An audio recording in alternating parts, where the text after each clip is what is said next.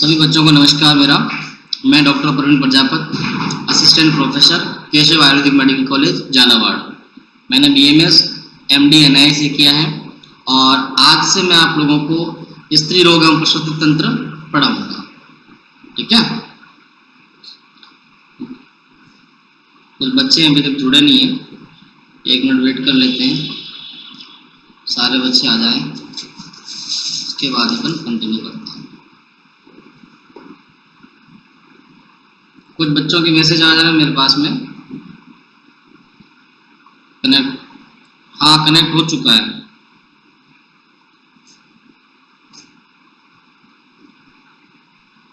जिन लोगों के पास में ऐप डाउनलोड है वो ऐप से जुड़ जाएं और ये YouTube पे लाइव चल रहा है। अगर आप लोगों के पास ऐप डाउनलोड नहीं है तो आप डायरेक्ट वहाँ भी इस क्लास को देख सकते हो। ये जस्ट एक डेमो क्लास है, ठीक है।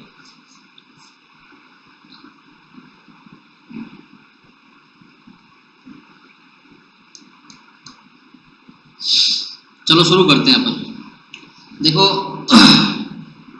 सभी लोग आयुर्वेद के विद्यार्थी हैं तो आप लोगों को पता होगा आयुर्वेद में 8 अंग बताए हैं: काय, बाल, विरोध, वांग, शल्य, दंष्ट्रा, जरा, वृषण। तो इसमें स्त्री रोग और प्रसूति तंत्र तो कहीं आता ही नहीं है।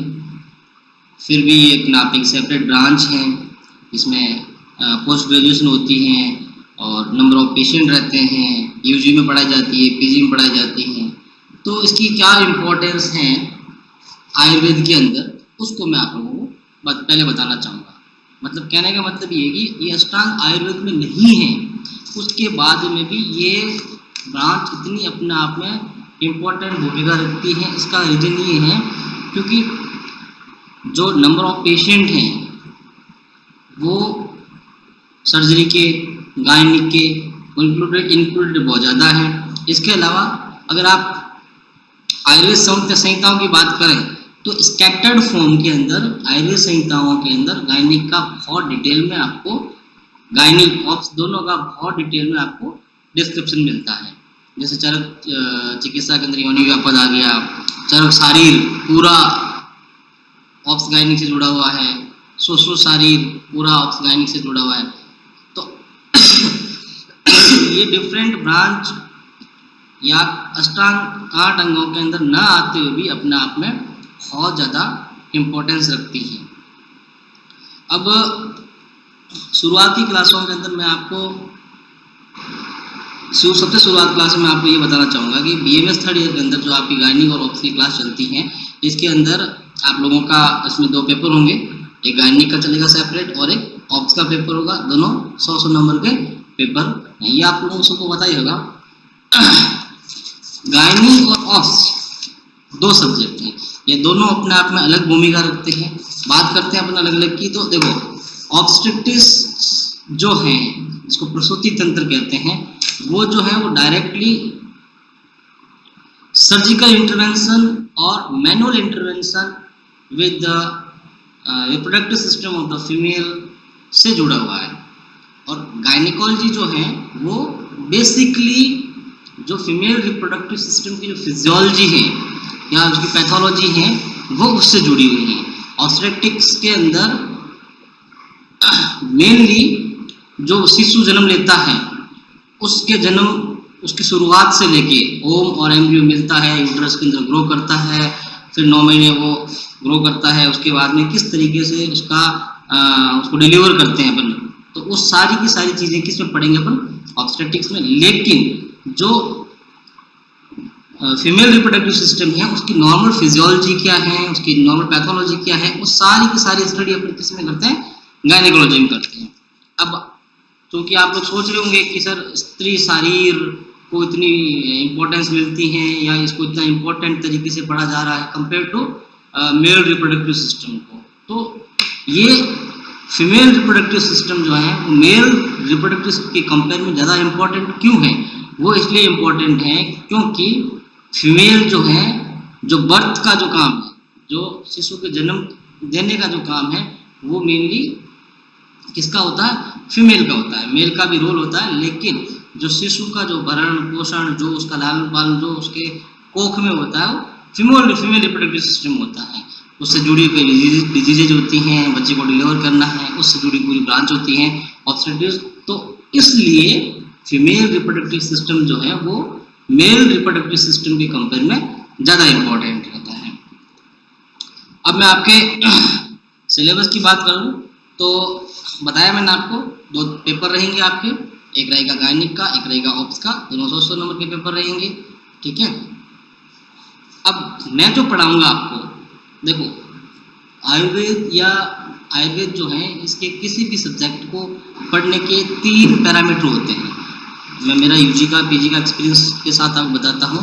3 तरीके से किसी भी चीज़ को या किसी भी संहिता को या किसी भी सब्जेक्ट को आपको पढ़ना चाहिए।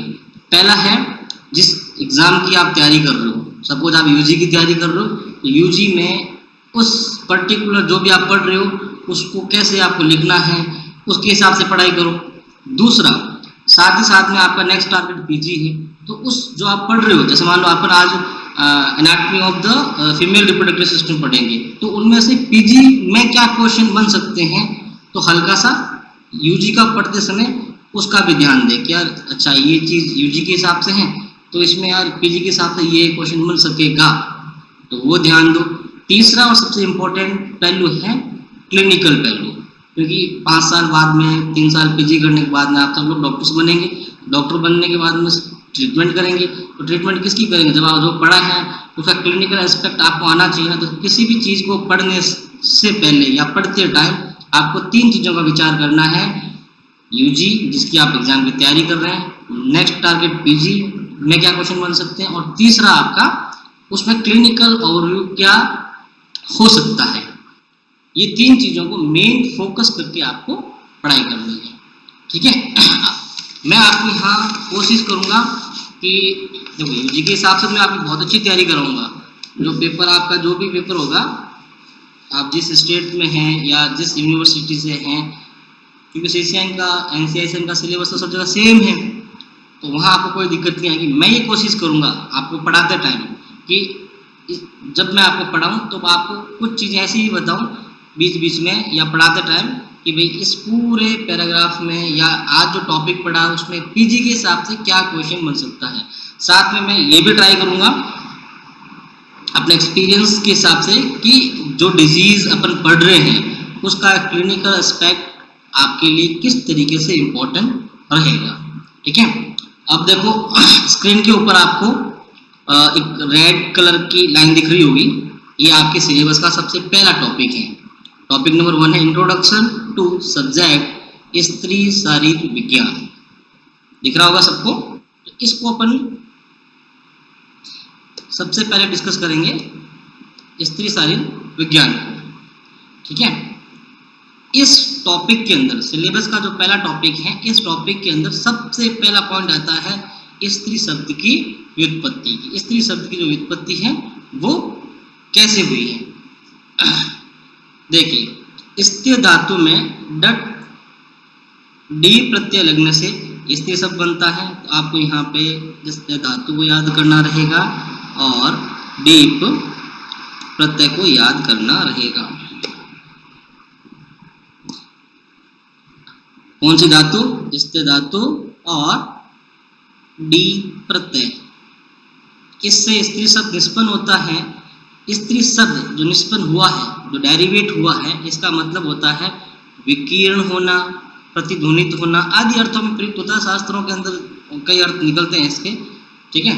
शब्द कल्प द्रोम के अंदर इसकी परिभाषा दी है स्त्याति गर्भो यश्यामिति स्त्री, मतलब जो गर्भ का वहन करती हैं, जो गर्भ का वहन करती हैं वो क्या कहलाती हैं, स्त्री कहलाती हैं। 2 नंबर का क्वेश्चन बन सकता है यूजी के अंदर कि स्त्री शब्द की व्युत्पत्ति लिखें, तो क्या लिखेंगे, स्त्री धातु में डे प्रत्यय लगने से स्त्री शब्द की व्युत्पत्ति होती है, जिसका मतलब होता है विकीर्ण होना या प्रतिध्वनित होना। शब्द कल्प द्रोम के अंदर ये लिखा हुआ है स्त्याति गर्भो यश्यामिति स्त्री, मतलब जो गर्भ का वहन करती हैं वो क्या कहलाती है, स्त्री कहलाती है, ठीक है। नेक्स्ट देखिए आर्तवाही व स्तनवाही स्रोतस क्या होते हैं। आर्तवाही स्रोतस की बात करूं मैं, तो आचार्य चरक ने गर्भाशय एवं बीजवाहिनियों को इसका मूल माना है। और आचार्य सुश्रुत ने गर्भाशय एवं रक्तवाहिनियों को इसका मूल माना है। जो आचार्य सुश्रुत ने जो स्रोतों का वर्णन किया है वहां पे इसका वर्णन मिलता है। आपके लिए 2 नंबर का क्वेश्चन बनेगा यूजी के अंदर कि आर्तवाही स्रोतस क्या है। आर्तो शब्द से मासिक रक्तस्राव एवं स्त्री बीज दोनों का ग्रहण होता है। आर्तो शब्द से मासिक रक्तस्राव मेंस्ट्रुअल फ्लूइड जो निकलता है वो बीज ओवम इन दोनों का मीनिंग लेना है। जो यहाँ आर्तो का मतलब केवल मेंस्ट्रुअल फ्लूइड से नहीं है, यहाँ आर्तो का मतलब ये है मेंसेस के दौरान जो ब्लीडिंग होती है वो प्लस जो ओवम रिलीज होता है उन दोनों का मतलब है आर्तो से। प्रथम अर्थ ग्रहण करने पर आर्तो व स्रोतों के मूल गर्भाशय एवं उसकी रक्तवाहिनियां ही हैं, और दूसरा अगर आप लेते हैं तो गर्भाशय एवं बीजवाहिनियां फैलोपियन ट्यूब दोनों आती हैं। आचार्य सुश्रुत ने आर्तव व स्रोतस के लिए एक लाइन लिखी है, आर्तव व द्वितीयोर मूलम गर्भाशय आर्तवाहिनीश्चिदम ने सुनना तत्र विधायाम बंध्यात्वम मैथुन असहिष्णुत्वम आर्तु नासस्य। मतलब ये कि अगर आर्तव व स्रोतस का या आर्तव व स्रोतस विद हो जाए, विद का मतलब अगर उसमें किसी भी तरह की प्रॉब्लम आ जाती है तो क्या हो सकता है, बंध्यत्व हो सकता है, मैथुन असहिष्णुता कोइटस के अंदर इंटॉलरेंस आ सकती है, इसके अलावा अनार्तव एमेनोरिया हो सकता है। ठीक है, तो सेपरेट क्वेश्चन बन सकता है 2 नंबर का कि आर्तवाही स्रोतस के बारे में लिखिए। आचार्य चरक आचार्य सुश्रुत दोनों के अनुसार आप आर्तव स्रोतस के बारे में एक लाइन लिखें। इसके अलावा आर्तव का मतलब जरूर लिखें वहां पे कि आयुर्वेद मतानुसार आर्तव का तात्पर्य मासिक रक्तस्राव एवं स्त्री बीज दोनों से है। आगे चलते हैं।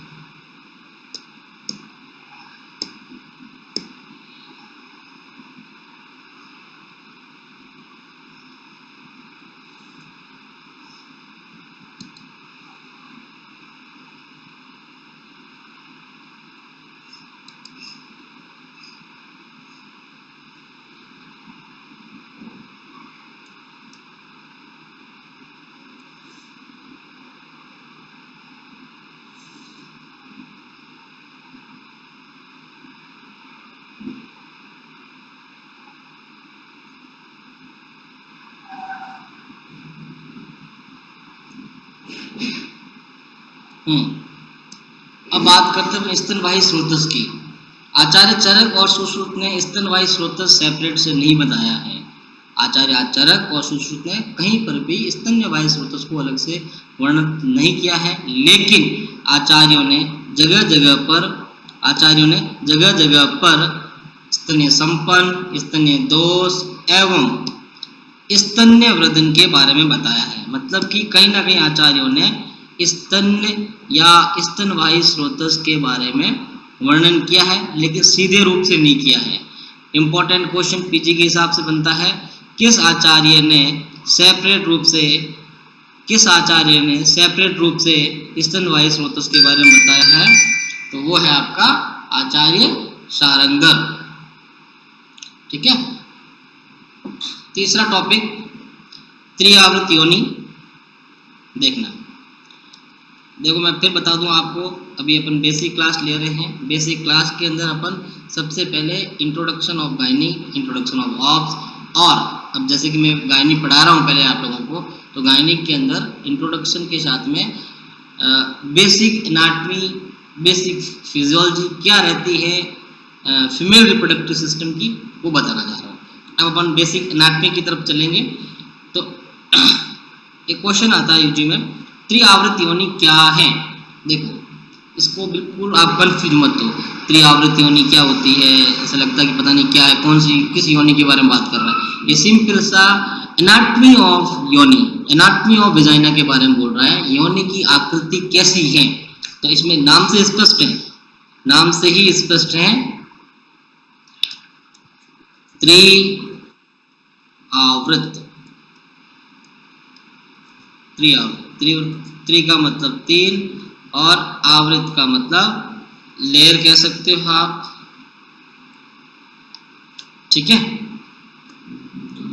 कहने का मतलब ये है कि जो आयुर्वेद मतानुसार योनि जो है वो 3 आवरणों से युक्त होती हैं, या ये कहूँ मैं इसमें 3 कंपोनेंट मिलके, कितने कंपोनेंट मिलके, 3 कंपोनेंट मिलके योनि का निर्माण करते हैं। ठीक है, आचार्य सुश्रुत कहते हैं संक नाभ्य आकृति योनिस्त्री आवर्ता सप्रकीर्तता तस्य तृतीय आवृत्ते गर्भाशय प्रतिष्ठितता। बहुत देखो, अगर आप इंटेलिजेंट हैं तो त्रिआवृत योनि के अंदर कोटेशन लिखें, अगर आप ये नहीं लिख सकते हैं तो ये त्रिआवृत योनि के अंदर ये 3 चीजें जरूर लिखें। 3 आवरण कौन कौन से हैं? पहला भग आवरण, दूसरा योनि नलिका, तीसरा गर्भाशय। ठीक है, जो प्रथम जो भग आवरण है ये आपका वल्वा है।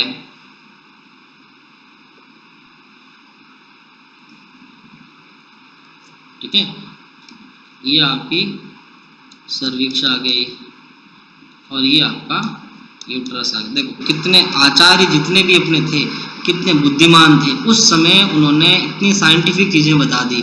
आज मॉडर्न एनाटॉमी अगर आप पढ़ोगे फीमेल रिप्रोडक्टिव सिस्टम की, यही तो है, एक्सटर्नल स्ट्रक्चर वल्वा, बीच में सर्विक्स, और इंटरनल ऑर्गन की बात करोगे तो यूट्रस। तो आचार्य ने यही तो बताया था, पहला आवरण भग, दूसरा योनि नलिका और तीसरा गर्भाशय।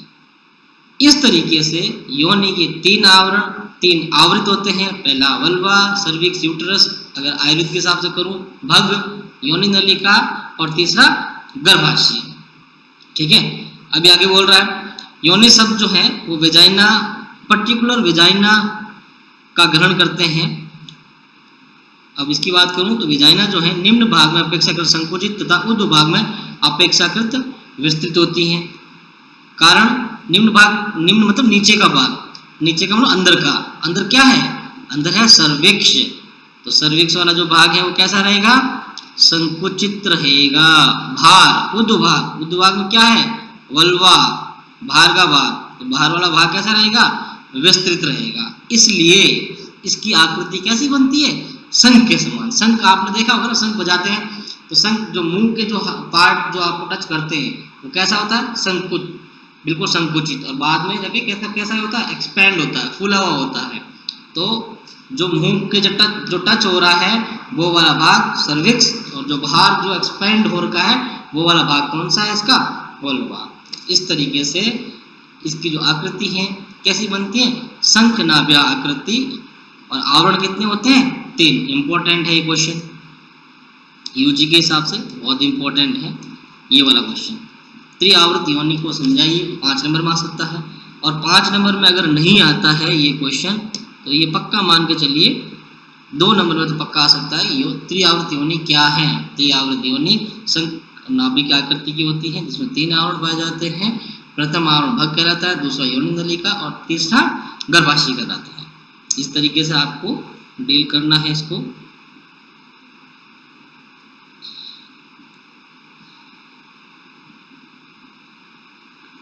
ठीक है, नेक्स्ट टॉपिक है स्त्री शारीर विशेष पेशी व मर्म। अभी तक अपन ने आर्थोवाई, स्तनवाई स्रोतस के बारे में पढ़ा, त्रिआवृत योनि पढ़ी, ये सब बेसिक चीजें चल रही है, बिल्कुल बेसिक। जो ये जो बेस है ये आगे जाके जब अपन गायनेकोलॉजी पढ़ेंगे, भाई फिजियोलॉजी किसकी पढ़ेंगे, एनाटॉमी तो पढ़ी नहीं अपन ने, बिना एनाटॉमी पढ़े फिजियोलॉजी कैसे पढ़ सकते हैं, पहले उसकी बेसिक एनाटॉमी पढ़ेंगे। Gynaecology basically physiology of the female reproductive system है। जब फिजियोलॉजी पढ़ेंगे तो उसकी पैथोलॉजी भी पढ़नी पड़ेगी अपन को, उनकी ट्रीटमेंट भी पढ़नी पड़ेगी। फिजियोलॉजी, पैथोलॉजी और ट्रीटमेंट मींस मेडिसिन, ये तभी पढ़ सकते हैं जब आपने एनाटॉमी पढ़ी हो। तो अभी अपन क्या पढ़ रहे हैं, एनाटॉमी पढ़ रहे हैं फीमेल रिप्रोडक्टिव सिस्टम की। तो उसका नेक्स्ट पार्ट है स्त्री पेशी व मर्म। पेशी के बारे में आप सब जानते हैं, पेशी क्या है, पेशी मसल्स को बोलते हैं। ठीक है, लंबी चपटी कुछ भी हो सकती हैं, और जो किसको, संधियों और अस्थियों को बल देती है वो क्या कहलाती है, पेशी कहलाती है।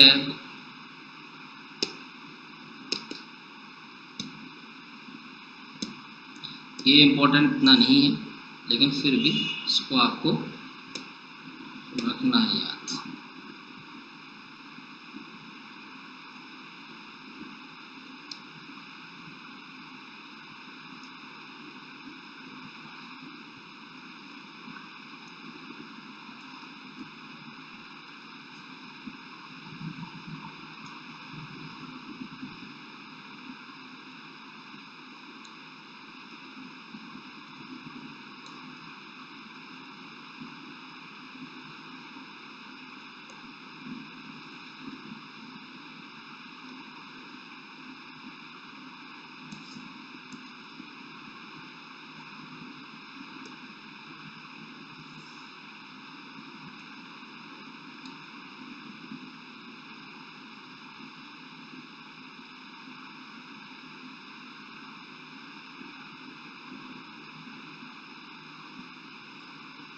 एक मिनट, कुछ टेक्निकल एरर आ रही है इसमें।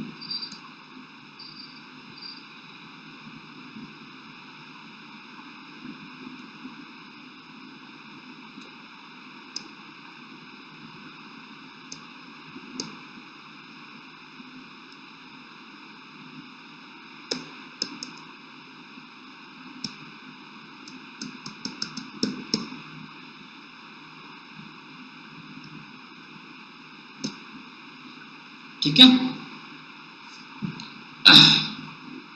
ध्यान देना बच्चों।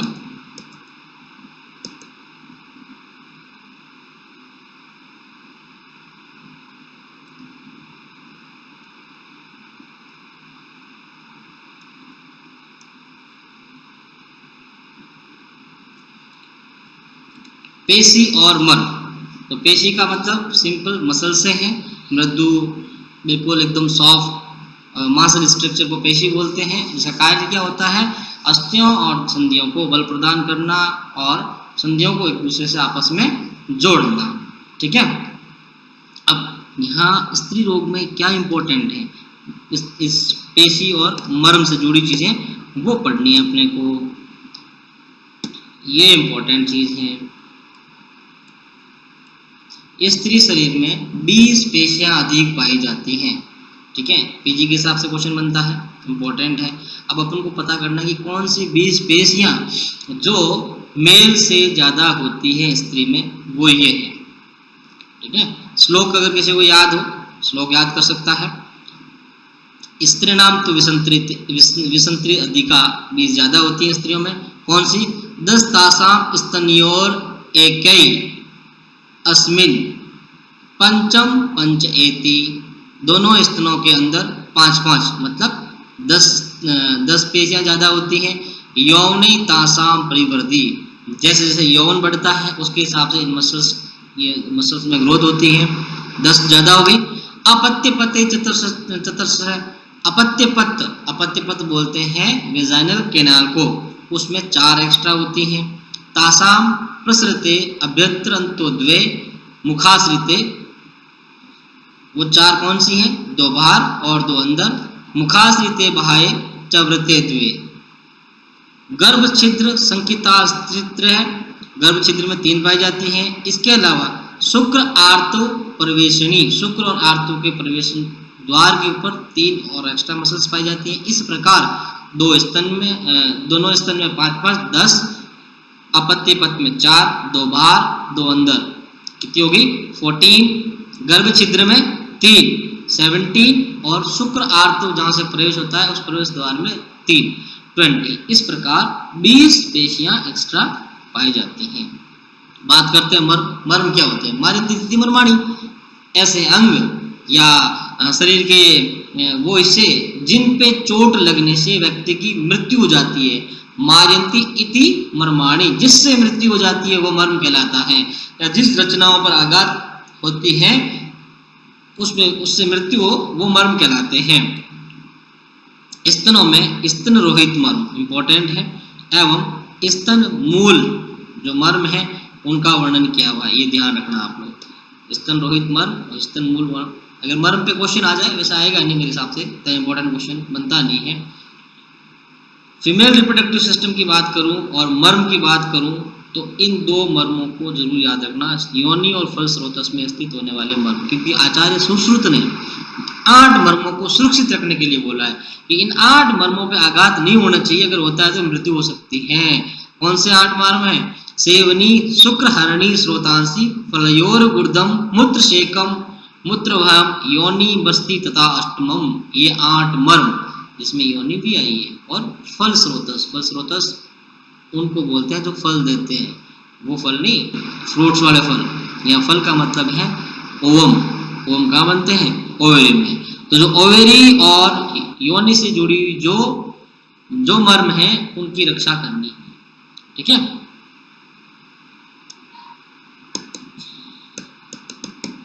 अब आगे बढ़ते हैं अपन। आगे मॉडर्न के हिसाब से अपन स्टडी करेंगे फीमेल रिप्रोडक्टिव सिस्टम की, और सबसे पहले पढ़ेंगे external structure of female genitalia. External दिख रहा होगा आप लोगों को, थोड़ा और जूम कर देता हूँ मैं, अब ठीक से दिख रहा होगा। ठीक है, पहला पढ़ेंगे अपन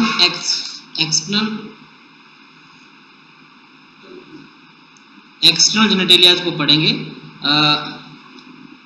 आज के लिए इतना ही, बाकी क्लास को अपन कल कंटिन्यू करेंगे, क्योंकि ये इंट्रोडक्टरी क्लास है, जस्ट इंट्रोडक्टरी क्लास है, तो डेमो मान लो, कुछ भी मान लो, इसमें अपन ज़्यादा नहीं पढ़ेंगे, और बाकी अपन इसको सिलेबस के टॉपिक के हिसाब से कंटिन्यू करेंगे।